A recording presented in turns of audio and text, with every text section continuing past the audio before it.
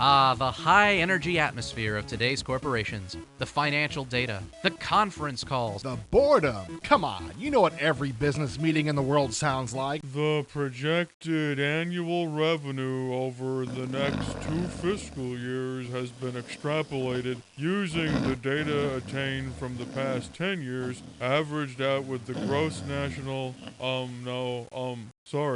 the gross domestic product. Well, that may be your idea of it, but interactive magic is giving this genre a whole new look and feel with capitalism. All I know is that if I can't shoot something, I don't want to play it. This is a business simulation. How exciting can it be? Well, I know you won't believe it, but Capitalism is one of the more entertaining games I've played in a while. You know, you're right. You've played it? No, I don't believe it. This is just something you have to play to understand. Check this out. Capitalism operates in real time and the object is simple. Make lots and lots of money.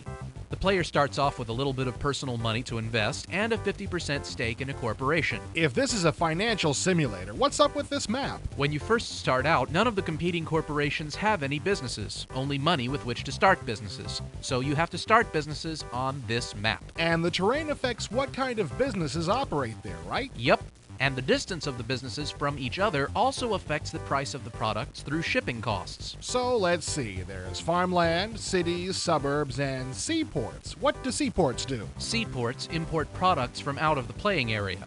Each port can bring in 3 different products at a time, and they can change during the game, leaving you without a product you depend on. That stinks! How can you establish a business if you're just going to get your product cut off? Let me explain how you make money in this game. You can play the stock market, sell raw materials for production, you can actually produce things, and you can sell them at retail. The tricky part is that multiple products can be combined to make other products, and the seaports never have anything that someone can't produce themselves. So you can sell whatever's being brought in, or you can make it yourself? Right, and it gets very complex and involved doing it, but it's a lot of fun. But what do you do in actual gameplay? For a game as complex as Capitalism, the gameplay is very simple. To set up a firm, you must first purchase a piece of land and build on it, which is all handled in one easy step. What in the world are all those squares for? Those are spaces for work units. When you set up a manufacturing factory, you can't just tell it to make something. You have to bring in the raw materials, tell the factory what to produce, and have some way of selling it. That's where work units come in. I get it. You set up one unit to buy the raw product, one unit to actually make it, and one unit to sell it. That's it exactly. You can determine this flow of production from one unit to another by connecting them with these lines. Every firm, mining, farming, sales, whatever, they all have 9 empty units to use, but you can make or sell as many different products as you have empty unit spaces for. I really like that. It gives a real sense of strategy and realism to the game that's lost when you just tell a factory to make something. But what are all those little lines for? These lines show things like supply, demand, product on hand, level of production, things like that. It's very easy to read, and it's an ideal structure for capitalism. When you start trying to maximize your production and factory space, arranging work units isn't as easy as it may sound, but when you find that perfect arrangement, you can save it in the layout library. Aw, that rocks! So you can just copy that structure over to a new firm without having to go through the trouble of setting it up every time. When you get to the point where you're setting up lots of factories and stores, it really helps to have this feature. But you know, business is much more than just making and selling things. Right you are, and thank you for that segue, because Capitalism, the game, consists of more than just making and selling things. Each product is rated in 3 categories: price, quality, and brand. So these are the factors that determine what's important to the consumer? Right. If a product has a high price factor, then that means price means more to the consumer than anything else. And if it has a high quality, then that's what's most important when buying it. Price would be easy to control since you just lower your prices. But how do you control quality and brand? Quality can be boosted by buying better raw materials and doing research. R&D departments can be set up which come up with better ways of production, which make the quality of the final product better. And increasing the brand factor? Increasing the brand factor is simply a matter of advertising, which is involved in and of itself. Each city has at least one television or newspaper station in it that you can use to advertise a product. By hooking up a sales department to an advertising unit, you can pump in whatever amount of money you want per month to market that product. And you just link that advertising unit to the TV station or newspaper of choice. How can you tell which one is best? Each station or newspaper has its own ratings and prices that you can go by to determine which one you want to use. So not only are you in the business of business, you're also having to learn to advertise. This is all getting a little bit overwhelming. There's a ton of stuff to worry about in this game. And you thought it would be boring. But you're right. Capitalism can get to be a little overwhelming when you start getting a whole bunch of firms to worry about. But you can hire a president to look after your businesses for you. I thought I was president of this company. No, you're the CEO. The president is the person responsible for the day-to-day operations of things, while you worry about bigger things like the stock market and expansion. But if the president is running everything, that takes a lot of the fun out of the game, doesn't it? Well, it could, but you don't have to assign your president to run all of your businesses if you don't want.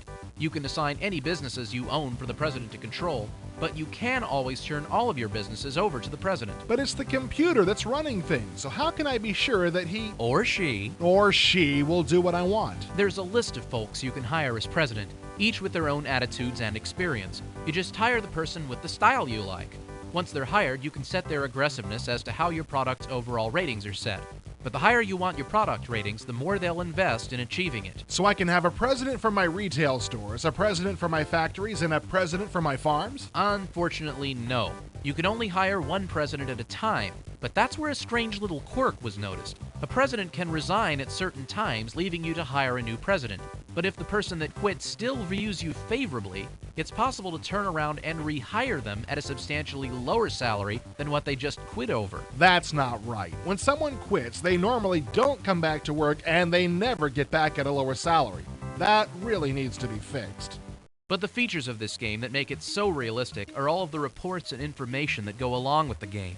There are corporate detail summaries, product summaries, manufacturers and farmers indexes, and just about anything else you could want. They're all here. But unless you're dealing with this in everyday life, how could you ever deal with all this stuff? Well, you're right there.